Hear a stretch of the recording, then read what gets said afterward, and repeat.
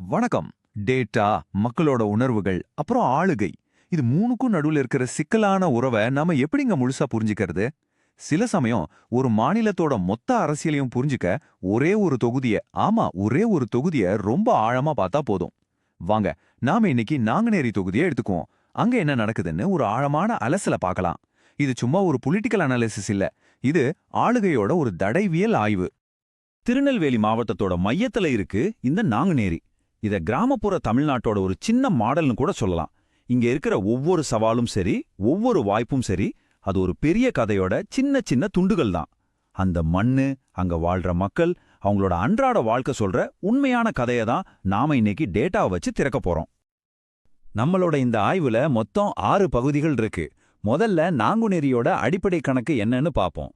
அப்புறம் மக்களோட அதிருப்தி எங்கிருந்து வருது, ஏன் வருதுன்னு ஆராய்வோம். அது எப்படி தேர்தல் முடிவுகளை பாதிக்குதுன்னு பார்க்கலாம். அதுக்கப்புறமா ஒரு நல்ல ஆளுகைக்கான பாதை என்ன, அதை செயல்படுத்துறதுக்கு ஒரு தெளிவான பிளான், கடைசியா ஒரு உண்மையான தலைமைனா என்ன வேணுங்கிறதோட இந்த ஆய்வை முடிக்கலாம்.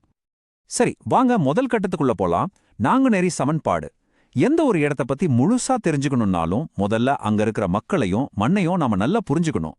வாங்க, நாங்குநேரியோட அடிப்படை கட்டமைப்பு எப்படி இருக்குன்னு பார்க்கலாம். நாங்குநேரிய 2 விதமா பார்க்கலாம். முக்கியமா தெரிஞ்சிக்க வேண்டியது என்னன்னா, இது முழுக்க முழுக்க ஒரு கிராமப்புறம் சார்ந்த தொகுதி. கிட்டத்தட்ட 3ல 2 பங்கு மக்கள், அதாவது ஒரு 66.3% பேர் கிராமங்கள்ல தான் வாழ்றாங்க. இந்த ஒரு விஷயம் போதும், அவங்களோட பொருளாதாரம், வாழ்வாதாரம், அரசியல்னு எல்லாத்தையும் இதுதான் முடிவு பண்ணுது. இங்க நகரத்துக்கும் கிராமத்துக்கும் நடுல ஒரு பெரிய பொருளாதார சமூக இடைவெளி இருக்கு. இப்போ இந்த தொகுதியோட சமூக அமைப்பை பாருங்க. நாடார்கள் கிட்டத்தட்ட 40%, பட்டியல் சாதியினர் ஒரு 17%, தேவேந்திரகுல வேளாளர்கள் ஒரு 13% இருக்காங்க. இது வெறும் நம்பர்ஸ் இல்ல, இதுதான் நாங்குநேரியோட எலெக்ஷன் ஃபீல்டு. ஒவ்வொரு சமூகத்துக்கும் அவங்கவுங்க தேவைகள், வரலாற்று ரீதியான எதிர்பார்ப்புகள், இன்னும் தீர்க்கப்படாத குறைகள்னு நிறைய இருக்கு. இதை புரிஞ்சுக்காம நாம ஆளுகையை பத்தி பேசவே முடியாது. இப்ப வாங்க, மக்களோட உண்மையான குரலை கேட்போம். களத்துல என்னதான் பிரச்சனை? இதெல்லாம் வெறும் அரசியல்வாதிகள் சொல்ற குற்றச்சாட்டு இல்ல, மக்களோட அன்றாட வாழ்க்கையை நேரடியா பாதிக்கிற சிஸ்டம் பிரச்சனைகள். வாங்க, இந்த அதிருப்தியோட உடற்கூறியலை நாம கொஞ்சம் விரிவா பார்க்கலாம். பாருங்க, குடிதண்ணீர் பிரச்சனைக்கு தீர்வு காண அரசாங்கம் ஒரு பெரிய ஸ்டெப் எடுத்தது. பாளையங்கோட்டை குடிநீர் திட்டத்துக்காக 45.1 கோடி ரூபாய் முதலீடு. இது உண்மையிலே ஒரு பெரிய முக்கியமான முதலீடு தான். பேப்பர்ல பார்த்தா இது ஒரு பிரமாதமான திட்டம். ஆனா இங்கதான் ஒரு முக்கியமான ட்விஸ்ட். இவ்வளோ பெரிய முதலீடு அந்த பகுதியில இருக்கிற நூத்துக்கணக்கான கிராமங்கள்ல வெறும் 41 கிராமங்களுக்கு மட்டும்தான் போய் சேருது. இதுதான் கிரவுண்ட் ரியாலிட்டி. அறிவிப்புக்கும் அது போய் சேர்றதுக்கும் நடுவுல இருக்கிற தூரம் ரொம்ப அதிகம். இதுதான் நிர்வாகத்துல நம்ம பார்க்குற முதல் சவால். அப்ப என்ன ஆகுது? பல குடும்பங்களுக்கு தண்ணிக்கான காத்திருப்பு இன்னமும் முடியல. ஒரு திட்டம் அறிவிக்கப்படுது, ஆனா அது எப்போ மக்கள் தாகத்தை தீர்க்கும்? இந்த இடைவெளி தான் நாளாக ஆக மக்களோட அதிருப்தியா மாறுது, அரசாங்கத்து மேல இருக்கிற நம்பிக்கையையும் குறைக்குது. வேலை வாய்ப்பின்மைங்கிற பிரச்சனையோட வலிய இந்த ஒரு வரி ரொம்ப ஆழமா சொல்லுது. ஆலைக்காக எங்க நிலத்தை எடுத்தாங்க, ஆனா எங்க பிள்ளைங்களுக்கு வேலை மட்டும் வரவே இல்ல. இது கூடங்குளம் அணுமின் நிலையத்துக்காக நிலம் கொடுத்த குடும்பங்களோட மனக்குமுறல். நிறைவேற்றப்படாத வாக்குறுதிகளுக்கு இது ஒரு வலி மிகுந்த சாட்சியா நிக்குது. அதிருப்திங்கிறது வெறும் தண்ணியோடையும் வேலையோடையும் முடியல. தலித் குழந்தைங்க மேல நடந்த தாக்குதல்களால உருவான சாதி பதட்டங்கள், நீட் தேர்வு மேல இளைஞர்களுக்கு இருக்கிற கோபம், இன்னும் டெவலப் ஆகாம கிடக்கிற நாங்குநேரி சிறப்பு பொருளாதார மண்டலம், அப்புறம் பட்டியல் சாதியினர் வாழ்ற கிராமங்களுக்கு நலத்திட்டங்கள் சரியா போய் சேராததுன்னு பிரச்சனைகள் லிஸ்ட் பெருசா இருக்கு. இது ஒவ்வொன்றும் அதிருப்திங்கிற நெருப்புல எண்ணெயை ஊத்துற மாதிரிதான். சரி, இந்த புகார்களும் குறைகளும் எல்லாம் எலெக்ஷன் ரிசல்ட்ல எப்படி தெரியுது? வாங்க, இப்போ நம்பர் சொல்ற கதையை கேட்போம். இந்த டேட்டா அழுத்தத்துல இருக்கிற ஒரு மக்கள் தீர்ப்போட கதையை நமக்கு ரொம்ப தெளிவா சொல்லுது. இந்த சார்ட்டை கொஞ்சம் பாருங்க. இப்போ இருக்கிற எம்எல்ஏவோட வெற்றி வித்தியாசம் எப்படி குறைஞ்சுக்கிட்டே வருதுன்னு இது காட்டுது. 2016ல 10.1% இருந்த வின்னிங் மார்ஜின் 2021ல 8.6% குறைஞ்சிருக்கு. இது ஏதோ சின்ன சரிவில்ல, மக்களோட ஆதரவு கொஞ்சம் கொஞ்சமா பலவீனமாகுதுங்கிறதுக்கு இது ஒரு தெளிவான புள்ளி விவர அடையாளம். இன்னும் கொஞ்சம் ஆழமா பார்த்தோம்னா ஒரு முக்கியமான விஷயம் தெரிய வரும். 2021 எலெக்ஷன்ல இப்போ இருக்கிற எம்எல்ஏக்கு எதிரா பதிவான ஓட்டுகளோட கூட்டுத்தொகை 47.8%. அதாவது அதிமுகவும் அமமுகவும் வாங்கின மொத்த ஓட்டுகள். எதிர்க்கட்சிகள் பிரிஞ்சு நின்னா கூட தொகுதியில கிட்டத்தட்ட பாதி பேர் ஆளுங்க கட்சிக்கு எதிரா ஓட்டு போட்டிருக்காங்க. இது ஒரு வலுவான எதிர்ப்புணர்ச்சி இருக்குங்கிறத காட்டுது. அதே நேரத்துல மக்கள் ஓட்டு போடுறதுலயும் ஒரு சரிவு தெரியுது. 2016ல 71.35% இருந்த வாக்குப்பதிவு 2021ல 68.80% குறைஞ்சிருக்கு. இதுக்கு என்ன அர்த்தம்? ஒருவேளை வாக்காளர்கள் அரசியல்ல இருந்து விலகி போறாங்களா, இல்லனா இப்போ இருக்கிற அரசியல் தேர்வுகள் மேல நம்பிக்கை இல்லாம போயிடுச்சா? இது ஒருவிதமான ஏமாற்றத்தோட அறிகுறியா இருக்கலாம். அப்போ இதுக்கெல்லாம் தீர்வு தான் என்ன?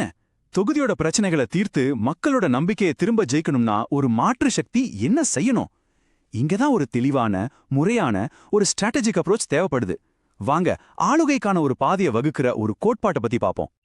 இதை நாங்க சதுர்முக உத்தின்னு சொல்றோம். அதாவது ஒரு 4-pronged strategy. முதல்ல 2 விஷயத்த பார்ப்போம். 1, அக்ரெஷன், அதாவது தாக்குதல். ஆளுங்கட்சியோட தோல்விகளை, குறிப்பா தண்ணி, வேலைவாய்ப்பு, ஜாதி பாகுபாடு மாதிரி விஷயங்கள்ல ஆதாரத்தோட கடுமையா கேள்வி கேட்கணும். அதே சமயம் 2வது விஷயம் ஸ்டெபிலிட்டி, அதாவது ஸ்திரத்தன்மை. பயப்படாதீங்க, நிலையான ஆட்சி கொடுப்போம், நலத்திட்டங்கள் எல்லாம் தொடரும்னு மக்களுக்கு ஒரு நம்பிக்கை கொடுக்கணும். தாக்குதலும் வேணும், அதே சமயம் நம்பிக்கையும் வேணும். அடுத்த 2 தூண்கள் புதுமையும் பாதுகாப்பும். புதுமைன்னா முடங்கி கிடக்கிற அந்த சிறப்பு பொருளாதார மண்டலத்தை செயல்படுத்துறது, கவர்னன்ஸ் மாதிரி புது ஐடியாக்களும் முன்வைக்கிறது. பாதுகாப்புன்னா பட்டியல் சாதியினர், பெண்கள்னு சமூகத்துல நலிவடைஞ்சவங்களுக்கு நாங்க அரணா இருப்போம்னு உறுதியளிக்கிறது. வளர்ச்சியும் சமூக நீதியும் ஒன்னா சேர்ற ஒரு முழுமையான பார்வை இது.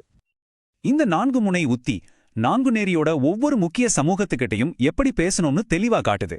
நாடார்கள் கிட்ட பேசும்போது தொழில் வளர்ச்சி, பொருளாதார மறுமலர்ச்சி பத்தி பேசணும். பட்டியல் சாதியினர்கிட்ட சமூக நீதி, பாதுகாப்பு பத்தி பேசணும். இளைஞர்கள் கிட்ட நீட் சீர்திருத்தம், புது டெக்னாலஜி ஸ்கில்ஸை பத்தி பேசணும். பெண்கள் கிட்ட பாதுகாப்பு, நலத்திட்டங்கள் பத்தி பேசணும். ஒவ்வொருத்தரோட தேவைக்கும் ஒரு தெளிவான செய்தியை முன்வைக்கணும். வெறும் ஸ்ட்ராட்டஜி மட்டும் பத்தாது, அதை எப்படி செயல்படுத்துறதுன்னு ஒரு தெளிவான ஆக்ஷன் பிளான் வேணும். இப்போ வெறும் வாக்குறுதியா இல்லாம அதை எப்படி செயலா மாத்துறதுங்கிற ஒரு வரைபடத்தை பார்க்கலாம். மக்களோட முக்கிய குறைகளுக்கு தீர்வு சொல்ற உறுதியான வாக்குறுதிகள். நாங்குநேரியோட மறுமலர்ச்சிக்கு 3 முக்கிய தூண்கள். 1, வேலைவாய்ப்பு, அந்த 1000 ஏக்கர் SEZ ஒரு உண்மையான தொழில் மையமா மாத்துறது. 2, தண்ணி, பாளையங்கோட்டை குடிநீர் திட்டத்தோட பலனை ஒவ்வொரு கிராமத்துக்கும் கொண்டு போறது. 3, இணைப்பு, திருநெல்வேலி பைபாஸ் ரோட்டை முடிச்சு வர்த்தகத்தை பெருக்கிறது. இந்த 3மே நாம ஆரம்பத்துல பார்த்த பிரச்சனைகளுக்கு நேரடியான தீர்வுகள். இந்த இணைப்பு திட்டத்தோட மதிப்பை பாருங்க. 180 கோடி ரூபாய் முதலீட்டுல 31.8 கிலோமீட்டர் நீள திருநெல்வேலி பைபாஸ் ரோடு. இது சும்மா டிராஃபிக்கை குறைக்கிறதுக்கு மட்டும் இல்ல, இது நாங்குநேரிய முக்கிய சந்தைகளோட இணைச்சே உள்ளூர் பொருளாதாரத்துக்கு ஒரு புது உத்வேகத்தை கொடுக்கும். இது ஒரு மிகப்பெரிய உள்கட்டமைப்பு வாக்குறுதி.